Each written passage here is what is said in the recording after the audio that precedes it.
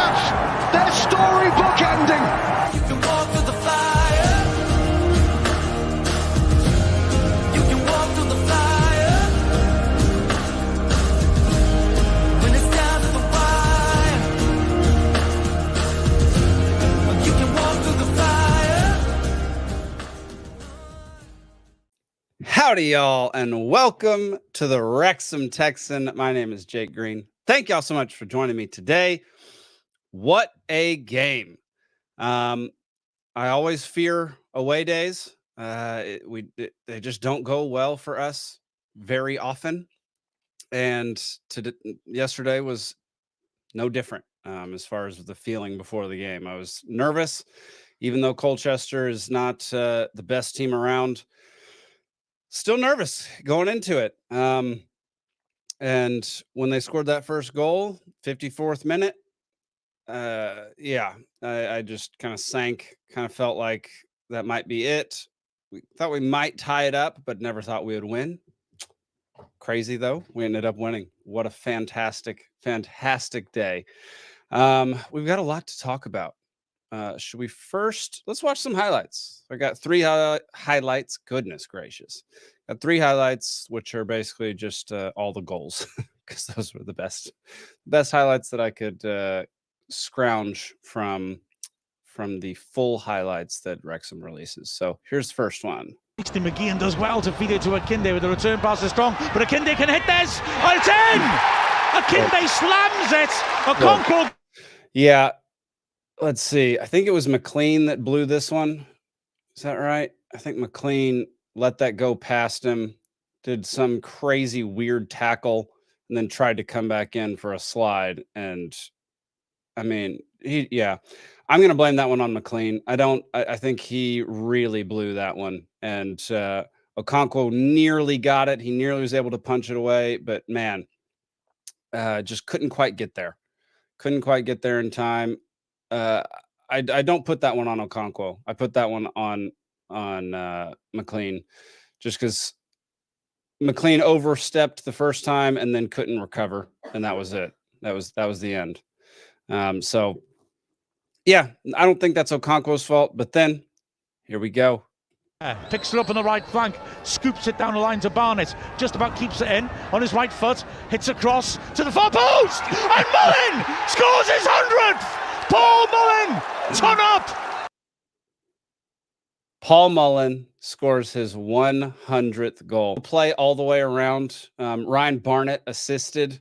Andy Cannon with the secondary. Everywhere. Picks it up on the right flank, scoops it down the line to Barnett, just about keeps it in on his right foot, hits across to the far post. Could not have been a more perfect cross. He saw Mullin's head and he kicked it right at it. I mean, it was perfect. Mullin scores his 100th. Paul Mullin, ton up. I love that Mullin didn't really celebrate all that much. He just wanted to get the victory. So it was kind of crazy. The fact that he scored his 100th goal, immediately went into the goal, got the ball, and ran to midfield. Normally, we see a whole bunch of celebration from our players, and he was just doing business, which was fantastic, because 23 minutes later, this happened.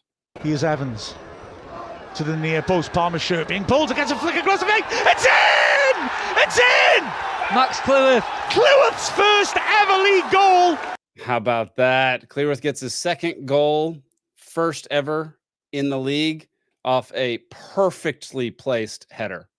If that header had been anywhere else, just slightly to the left or slightly to the right, to the left, the goalie would have gotten it. To the right, it would have been out. So freaking love. And Max Cleworth, I think, was the Fatma man of the match. Played a phenomenal game. Played a phenomenal match, as he's been doing all summer, or all year. Not summer. Goodness gracious. All season. Yeah, we're going to talk about Max Cleworth a lot here in a little while. But what a game, y'all. I mean, 85th minute. It was crazy. As y'all know, my brother is a West Ham fan. He came on the show last episode. And both teams won 2-1 in the 85th minute. It was wild. He sent me a screenshot with two 85th minute updates from both of our games. It was fantastic. I loved it. But yeah, I mean, overall, yesterday I thought it was really. I just enjoy watching them. So I'm in the Two Beards Wrexham podcast group chat, and everybody gets down a little bit at times, but I just like watching Wrexham. And so even at the beginning when we weren't playing all that well, it was just fun watching our squad out there. And I generally have the feeling that we can come back, that we can score at any given moment. And there's just, I don't know. I just love sports. I love football. I love Wrexham, and just having the ability to watch our squad out there every Saturday, sometimes Tuesdays. It's just a joy. I just enjoy doing it. And yeah, I might be disappointed at the end of the game, but I'm going to relish every moment during. Yeah. So I don't know. There are a lot of people out there who get down and who get pessimistic and who doubt us being able to win. Just enjoy the sport, man. Just enjoy the sport. Enjoy watching your team. Not everything in life's going to go your way. Same with football. Not everything's going to go your way. But if you enjoy the journey, that's the real reward. So enjoy it. And yeah, just up the town. All right, let's look at some. If y'all hear a lot of banging, that's the dogs in the next room being very loud, wrestling. All right, let's look at some statistics. I actually haven't gone through much of the FOTMob website. I'm on their app quite a bit, which I gotta say, it might be the most delightful sports app I've ever had. It is incredibly intuitive. It presents all the information that you could possibly want. Everything's clickable. That's what drives me nuts about ESPN's app and CBS's app, CBS Sports app. You can't click on everything. You can, like if you're at like a match, if you're watching a match, you can't click on either team in the scoreboard. It's infuriating. You have to go click somewhere else. You have to go find it's the least they're not intuitive. And FOTMob is the exact opposite. It is extremely intuitive. They make it really well. I'm sure I'm very, very late to the FOTMob crew, but it is what it is. I found it and I love it now. Let's see. George Evans started yesterday for the first time in a while. It was fantastic. Let's look at our lineup. Does it say our lineup anywhere? There we go. All right. So we had Mullin and Fletcher starting. So Palmer sat the bench until the 67th minute. We had Cannon, Evans, and McLean. And then in the back, in the defense, we had Barnett, Cleworth, O'Connell, O'Connor, and Mendy. I think we're to the point where we know that Ben Tozer won't be starting any more games for Wrexham, unless we're already automatically promoted or automatically won the league or whatever. We just have too many younger players who are playing better. The only thing that I miss, which I said this right before George Evans threw that long ball into Max Cleworth. The only thing I miss of Tozer's really, besides, I mean, his captaincy is like captain, his demeanor and level-headedness was always a benefit, and his ability to be the captain and have some respect for the refs and respect for the game. And yeah, just his overall attitude and leadership is definitely missed, but he's not better than O'Connell. He's not better than O'Connor. He's definitely not better than Cleworth, who might end up being one of our best players. If we're able to keep Cleworth for the long term, he might end up being one of our best players of all time. Actually, let's pull. There we go. That's much better. A little closer to you now. Okay. He's definitely not going to start over. I mean, Mendy and Barnett are the outside, so it would be Cleworth, O'Connell, or O'Connor. Unless we suffer some more injuries, I just don't see that happening. I don't see Hayden coming back and playing for Wrexham again. It's which is sad because I always loved Aaron Hayden, but he just gets injured too often. He's just always injured. Let's see. Our bench yesterday was Elliot Lee, Ollie Palmer, Jack Marriott, and Luke Bolton, along with Ben Tozer, Jordan Davis, and Mark Howard. So the subs that got into the game were Elliot Lee because Jacob Mendy got hurt in the 34th minute. He's holding his hammy. I just think that that's probably the end of the season for Mendy, which is unfortunate because I thought he had a great year. Thought he had a great season. Really unfortunate that it ended with a simple hamstring injury. I don't like that whatsoever. But yeah, Elliot Lee came in for him. It was supposed to be a rest day for Elliot, but he only got 33 minutes of rest.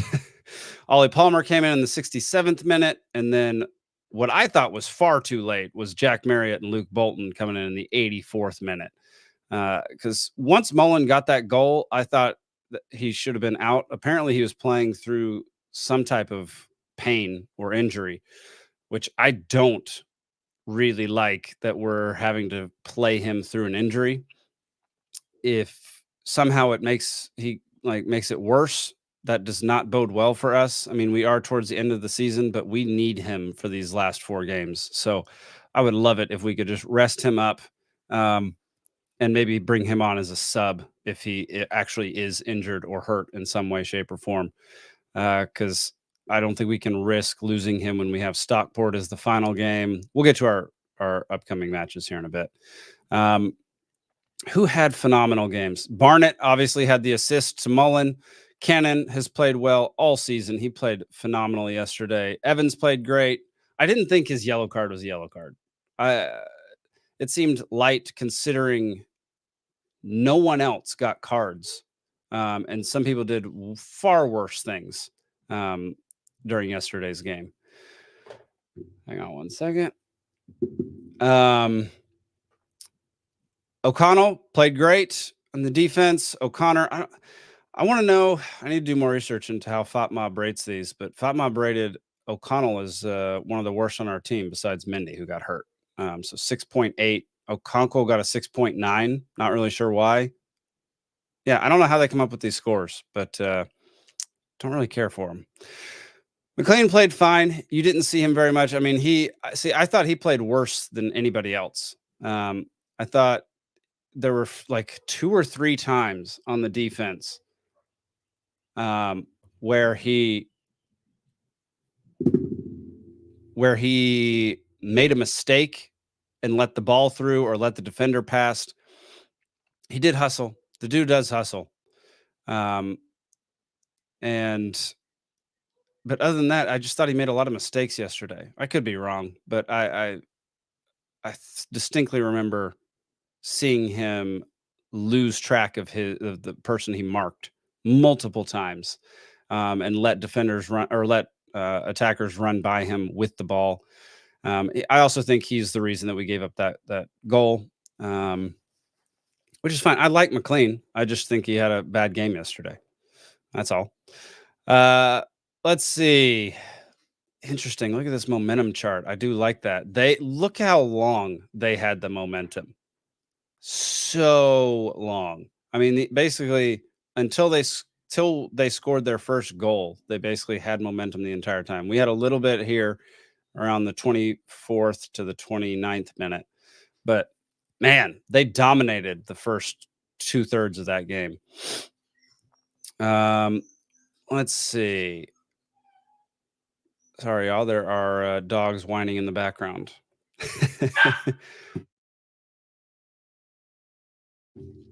Apologies. All right. Let's see what we got here. Top stats.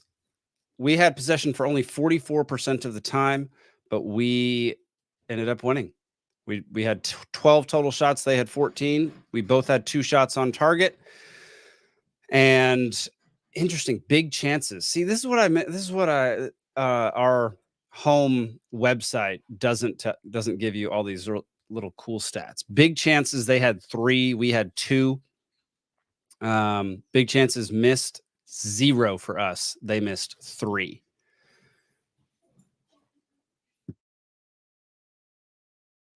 Let's see.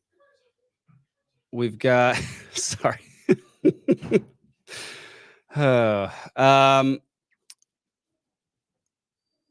They had 74% accurate passes. We had 66%. They had 7 fouls committed. We had 10. We also had a yellow. They had 7 corners. Or no, we had 7 corners. They had 3. We did great on the corners. There were a couple times where we almost scored, which I thought was great. I still think we should be doing more short corners. I'm a huge fan of the short corners. I don't know why we don't do them. We just every now and then we do. And last time we did, I think it was Mansfield game. Was it Mansfield?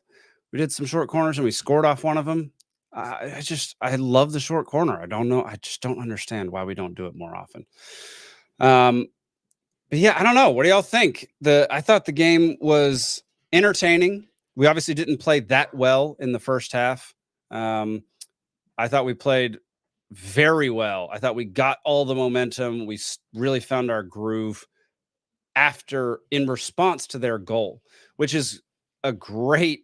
There's a silver lining there. Like, yes, we let them score, but the way we reacted to it was immediate counterattack. Immediately, we are going for that goal. We didn't let it get us down. We kept pushing. We kept playing our game, and we got in the groove finally. We kept possession a lot more in the second half. And that's basically how we were able to score. We had some phenomenal passes. A lot of short passes here and there. There was one point where we kept passing the ball back, and you could tell the fans were getting a little anxious and a little annoyed that we kept passing the ball back. But man, we were doing great. Maintaining possession in certain situations is paramount. And when you're able to keep them on their heels, especially when they went up 1-0, they're trying not to get relegated. They are trying to defend at all costs. They have everybody behind midfield. And so being able to keep the ball, keep possession, pass it around, wear them out, tire them out, huge benefit. I think that was a phenomenal second half that we played. I don't think it could have been any better after they scored their goal. I think that yeah, I just think it showed a lot of grit and a lot of toughness to come back down 1-0 on the road. 2/3 of the match is gone, and we go and score twice. It's unbelievable. I thought it was absolutely fantastic. Got to share this. Me, the wife, and Wrexham, they they made some predictions, and I just want to highlight one of their predictions. So the lads are down in Colchester today. We were obviously at the game on Tuesday in Doncaster, but unfortunately we're not at the game today. But we've come on to do our predictions nonetheless. What are you thinking? I'm going to go with 2-1, I think. 2-1. Yeah. I'm going to go for a nice positive turnaround after Tuesday night. I'm going to go 7-0. No, I'm gonna go for 2-0 Wrexham. I'm gonna go positive. There we go. Well, Ryan, Sharn beat you yet again. I think she's done that multiple times this season. Sorry, there's a new dog here who's barking. Yeah, good job, Sharn. 2-1. You nailed it. But let's get to the Mullin stuff. Can we just talk about Mullin for a while? Okay, so this person, Giacomo Cobianchi, I'm sure that I butchered that name, made this Mullin tribute video. We're not going to listen to it because there's a lot as I'm navigating. There's a lot of trademark material in it. But if you go over to Fearless in Devotion, or I retweeted this from Wrexham Texan, Watch this 4-minute video. It'll give you chills. It'll make you love the last 3 years of Paul Mullin. Highly recommend. It's beautiful. It's beautiful. I thought it was a fantastic video, and it made me want to start doing things like this because this is right in my wheelhouse. Yeah. It was absolutely incredible. It's 4 minutes, 40 seconds long. Like I said, I can't play it on here. It's got a whole bunch of copyrighted and trademarked stuff in there that will definitely get me taken down off YouTube. But highly recommend going to watch that. And with his 100th goal in a Wrexham jersey, this season he is now tied for fourth for most goals, even though he missed, I can't remember how many games he missed, but he missed a good chunk in the first half of the season, and he's up to 19 goals. Langstaff, of course, 25. He's the most. No one's going to catch Langstaff. Langstaff's going to continue to score, even though Knotts is going down the table. Yeah. I think the best we can hope for is that Mullin could potentially take second place. I just don't see him catching up to Langstaff. What's also interesting is Keeler Dunn has scored 19, but he's also had 9 assists, which is very impressive. And Langstaff has had 6, which is impressive. Mullin's only had 5. He's on the lower side, but still pretty dang good. It's a pretty phenomenal season for Mullin, despite missing part of it, despite our long stint where we were just in a rut, not playing well. You just got to believe in Paul Mullin. And also that video that I showed you a second ago that made me rediscover my love for Paul Mullin. Not that I had lost it, but it reignited it. And then Rob Ryan Red started making these breakdowns of Mullin's goals, which I think are really, really fun. This one is goals based on teams played. Okay, so he scored 6 goals total against Oldham and 5 against Aldershot, which neither of them are in League Two. This was back in National League. He scored 1 with Wimbledon, Barrow, Blythe, Bradford, Chesterfield, Colchester, which was yesterday, Coventry, Dorking Wanderers, Dover, Forest Green, Port Vale, Sutton, Torquay, Walsall, Wealdstone, and Woking. So it's just a really cool chart. It's a chart that I really enjoy. And then another chart that's pretty dang cool is per minute. So there are a whole bunch of minutes checked off of this. So it lists 1 through 90 for those just listening, or no, it lists 1 through 90 and then a slot for 91 plus, which is anything in added time, obviously. And what's funny is out of all of these minutes, he scored the most after the 90th minute. He scored 8 goals of his 100 after the 90th minute, which is so crazy. And he scored 5 in 45th plus minute. So that just goes to show you how clutch of a player Paul Mullin is. When you need him to score, he's going to score. Look at all these late goals.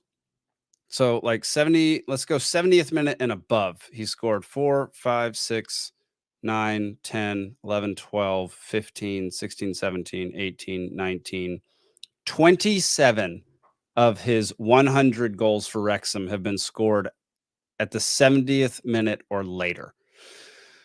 So over a quarter of his goals have been scored during that time. I mean, just the mere 8% of his goals have been scored after the 90th minute. That's crazy. That's a clutch quality player. Yeah, I love that Parkey says he's got a bit of magic. It's one of the best quotes ever about Mullin. He does. He has a bit of magic. It's interesting that he scored 4 goals in the 7th minute. That's a weird stat. That's a weird number to score so quickly. He scored 1 goal in the 1st minute. I wonder which goal that was. I wish you could scroll over it and it would tell you who he scored these goals against and when. That'd be fun. But great chart. Good job, Rob Ryan Red. All right. And yeah, I mean, the good dude just scored 100 goals. Just scored 100 goals for Wrexham. The stuff that what he's done for this club, without him, we don't get promoted. Like, it's as simple as that. He scores so many goals. He is a rock in the front line.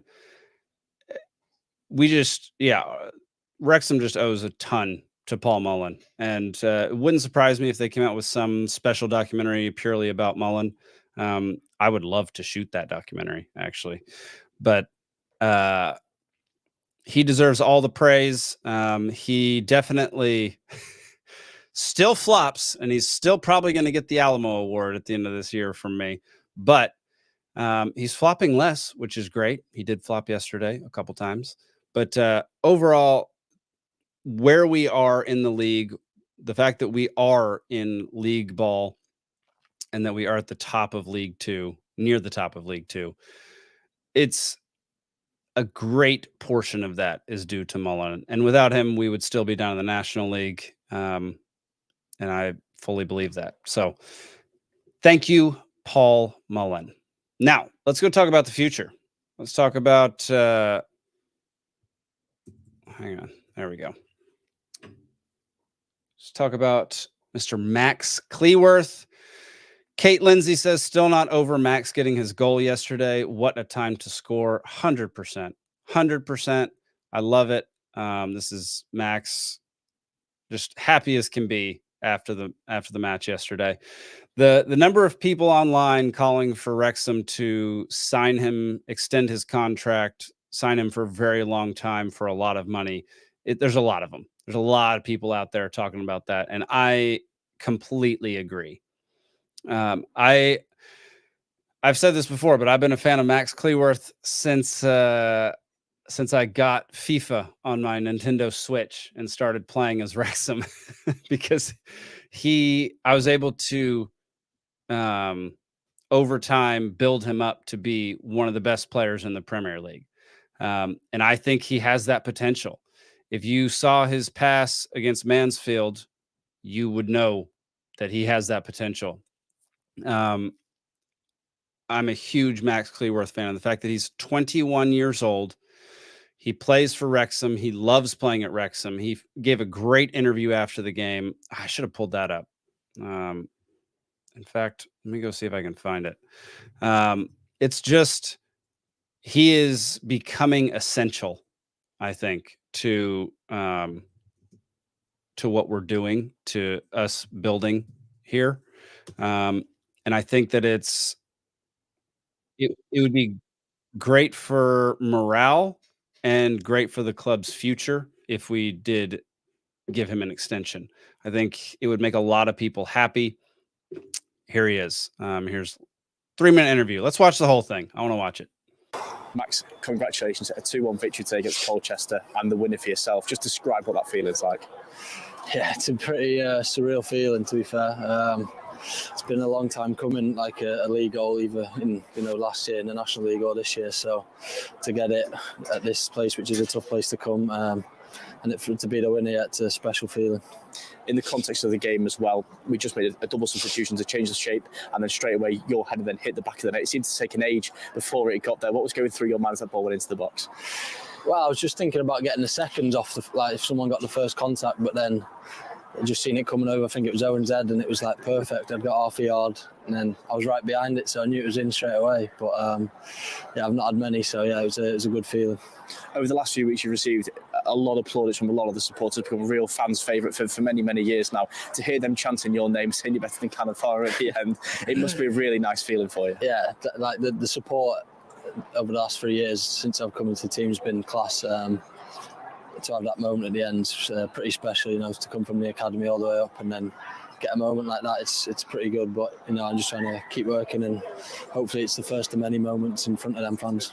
And in terms of the game as well, to get that winner before that, Paul Mullin got the equaliser, scored his 100th goal for the club. It's a fantastic milestone in such a short space of time, isn't it?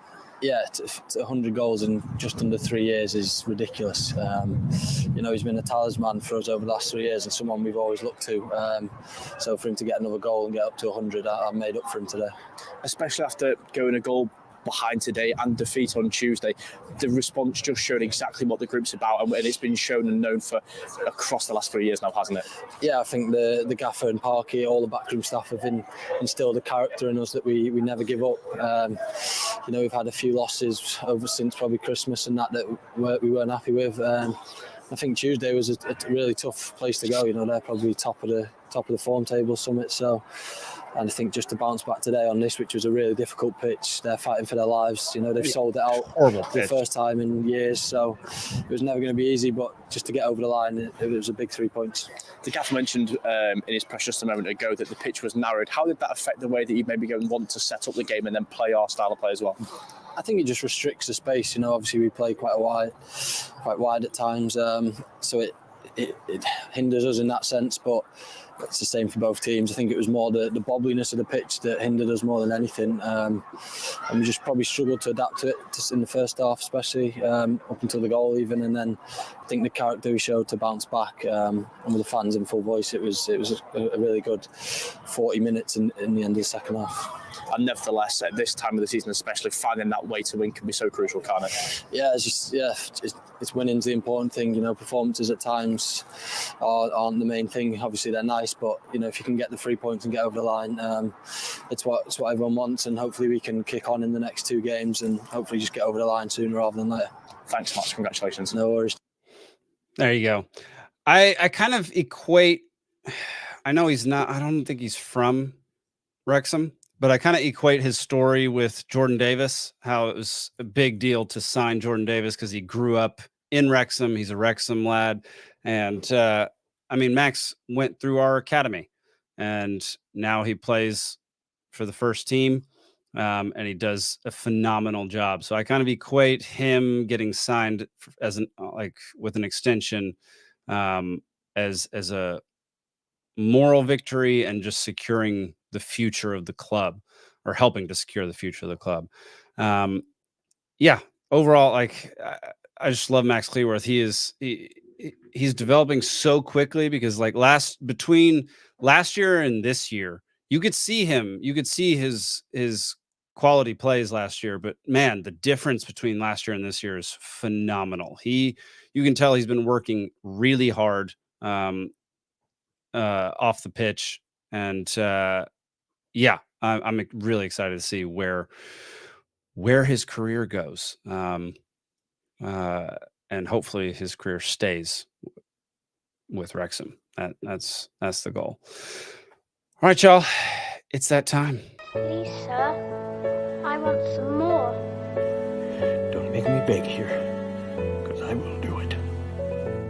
Please. I'm begging you, please.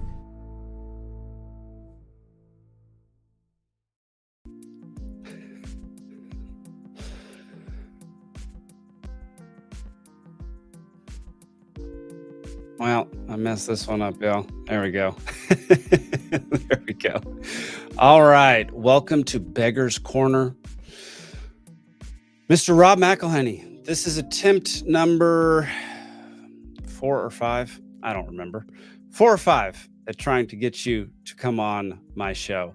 Today's topic is hatred of the New York Giants and the Washington Commanders. We have a lot of disagreements. You know, I'm a Cowboys fan. You're an Eagles fan. We're just going to gloss over those. We're just going to go straight into the 2 teams that don't deserve to even be in the same league as our 2 teams. Okay. We got the Giants, who don't even really play in New York. I don't know why anybody's a fan of that squad. They don't have any quality players. Their entire program's a joke. I don't even going to a Giants game is a miserable affair. The Commanders don't even know what name they want to be. I mean, there's a petition trying to get their old name back. They have no idea what they're doing They're a joke of an organization. I don't even think they're in the United States, because I'm pretty sure Washington, D.C. is not in the United States. It's not a state. How they're in the NFL is beyond me, but they suck. And so do the Giants. And if you come on my show, we can just sit here and talk crap on those two teams and talk good about Wrexham for the entire podcast. And that's all we got to do. So there's your invitation. We'll see you next time.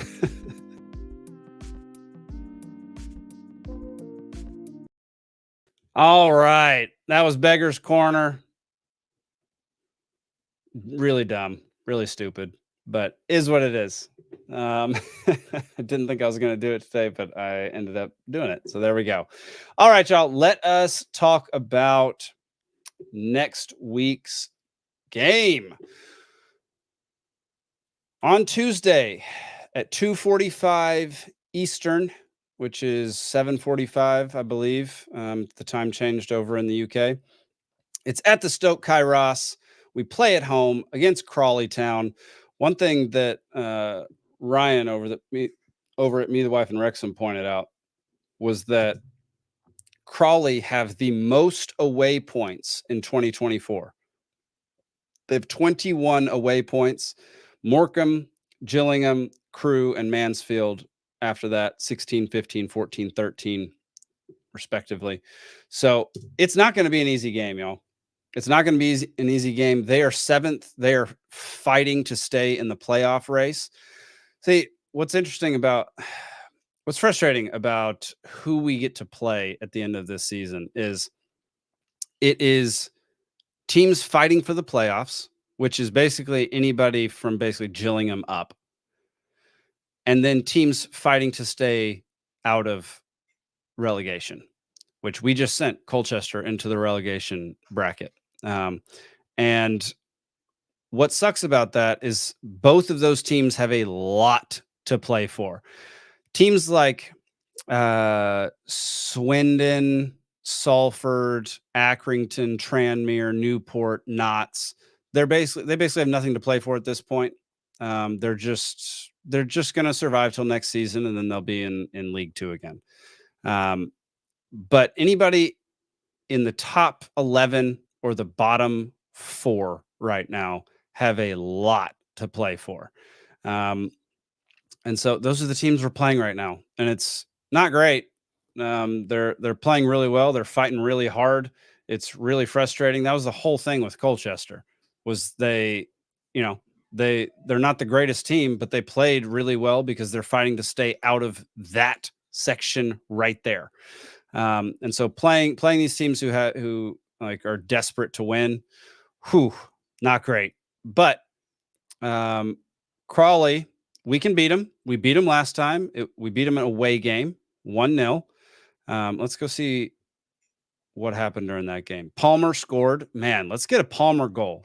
Palmer's due for a goal again. Let's get a Palmer goal. Okonkwo was the keeper. He was the man of the match last game.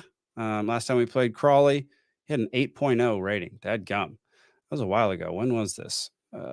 October 7th. Wow. It's been since October.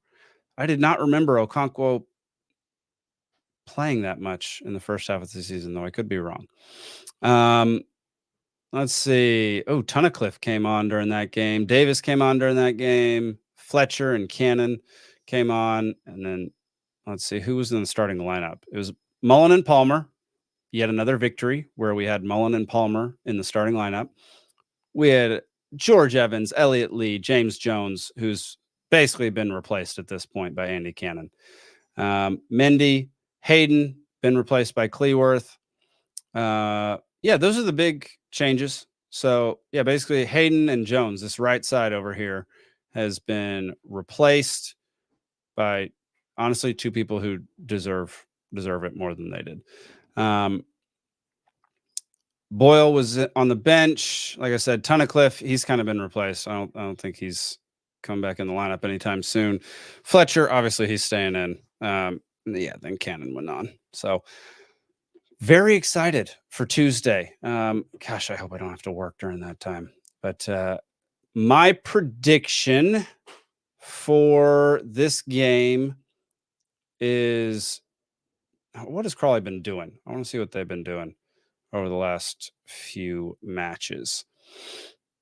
So they just beat Mansfield away 4-1. And before that, they beat Newport away 4-0. Then they lost before that to Doncaster at home 2-0. This makes me nervous. This Mansfield and Newport game, they've scored 8 total goals in their last 2 games, which actually, that actually makes me less nervous. That makes me less nervous that they're not going to be on as much of a roll. I think 2-1. 2-1 is my prediction. I think it'll be the exact same score as the match we just played. That's my prediction. Crawley's doing great over the last few games. They are really coming up and making their stake for that playoff race. But I think we get them because I think our home record is stupid good. And I think, I just think we're going to beat them. I think we're going to end the season. Oh, yeah, that's actually something I wanted to do. Let me stop sharing my screen and share an entire screen instead. There we go. I wanted to look at Stockport, their upcoming matches versus our upcoming matches. And we have 4. They have a game in hand. Okay. They have a game in hand. They're also 4 points ahead of us. They play Colchester on Tuesday. Then they play Morecambe, who's in the running. Then they play Notts County, who isn't in the running. They have nothing to play for anymore other than pride. Then they play Accrington, same situation as Notts, and then they play us. So I think, dadgummit, sorry, y'all. I was supposed to have this on stage. There we go. All right. So I think that they could drop some points. They could definitely drop some points at Colchester. That was a tough game. And Colchester is now in relegation. So I think they'll be fighting even harder than they were the other day. And I think they could, I'm guessing they lose to Colchester, tie with Morecambe, then get 2 victories here. Which would put them at 3, 6, 7, 8. 3, 6, 7 points. So they'd get 7 points. I think we beat Crawley. I think we beat Forest Green. Maybe tie with Crewe. And then maybe beat Stockport. So if that happens, we end up tying with Stockport. If the scenario I just laid out happens, we end up tying with Stockport in points and they destroy us on goal differential. So I don't think it's realistic that we win the league. I do think we end up in second place, which perfectly happy, automatic promotion, no problem there. But I would love a scenario where these 3 games and these 4 games for them equal this final game of the season decides who wins the league. That would just be the ideal scenario for a sports fan. I think that would be so much fun to watch and so much fun to be a part of. So maybe that'll happen. I think the likelihood of us winning the league is 5 to 10%. I think Stockport has it all but wrapped up unless they have a complete meltdown, which it's entirely possible that they could. But yeah, I'm not trying to be a downer. We're gonna get promoted. I am certain we're getting promoted. I think we'll end up in the top 3. I think we'll end up second place. And I think we'll all be extremely happy and we'll move on to League One and enjoy all of next season. So that's it for today, y'all. Sorry about last week. It was Easter. I was at church with the fam, and then we went over to a friend's house after that. And yeah, it was a holiday for me. So yeah, looking forward to coming back on next week. Next week I'll be on the road. I'll be broadcasting from the van that I'll be traveling in up to Montana. So I don't know where I'll be, but you'll see a completely different background next time. But thank y'all so much for tuning in. Really appreciate it. Go follow me on Instagram, WXMTexan on Instagram and Twitter. And we are now streaming on all of the platforms you see on this screen, which is Twitter, Rumble, Instagram, Facebook, Odyssey, and YouTube. We're also streaming over on my network, the PeacefulSea Network, which is www.peacefulsea.network. So thank y'all so much for tuning in. I really appreciate it. Looking forward to what Wrexham brings us this week. All right, y'all, up the town. Search my soul with all your heart, you're gonna see it. You're gonna see it. And if you knock my soul with all your strength, you're gonna find it. You're gonna find it.